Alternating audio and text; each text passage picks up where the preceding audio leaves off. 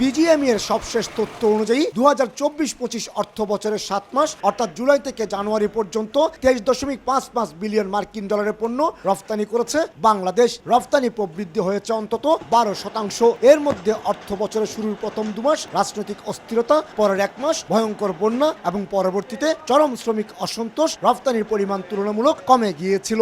নানাবিধ অসুবিধার সত্ত্বেও তারা এটা করতে পেরেছে। হয়তো অনেকের ইয়ার হয়েছে বা ডিলে হয়েছে, ডিলের পরও এই এক্সপোর্টগুলো আমরা ধরে রেখেছি। মন্দা পরিস্থিতি কাটিয়ে ইউরোপ আমেরিকার পোশাকের বাজার আগের অবস্থায় ফিরতে শুরু করায় সব ধরনের সংকট কাটিয়ে ডিসেম্বর থেকে রপ্তানির পরিমাণ বাড়ছে বাংলাদেশের। বিশ্ববাজারে চাহিদা কমে যাওয়ায় 2023-24 অর্থ বছরে এ সময় তৈরি পোশাকের রপ্তানির পরিমাণ ছিল 21 বিলিয়ন মার্কিন ডলার। আমাদের কিন্তু অনেক নতুন মার্কেট সৃষ্টি হয়েছে, যেসব মার্কেটের মধ্যে আমরা হেভি আইটেমগুলো এক্সপোর্ট করতে পারছি এবং এগুলোর ভ্যালুটা অনেকাংশে বেশি। এক্ষেত্রে চীনের পণ্যের উপর যুক্তরাষ্ট্রের 10% শুল্ক আরোপ করার ফলে বাংলাদেশে বেড়েছে ফ্রি অফ কস্টের অর্ডার। শুরুর দিকে বাংলাদেশি গার্মেন্টস মালিকেরা কম দামি প্রোডাক্ট হিসেবে পরিচিত বেবি স্যুট, টি শার্ট কিংবা শর্টস উৎপাদন করত।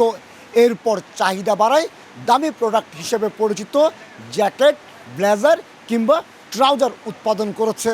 আর এখন এসে বিশ্ববাজারের প্রতিযোগিতা টিকে থাকতে সব ধরনের পণ্যের উৎপাদন করছে।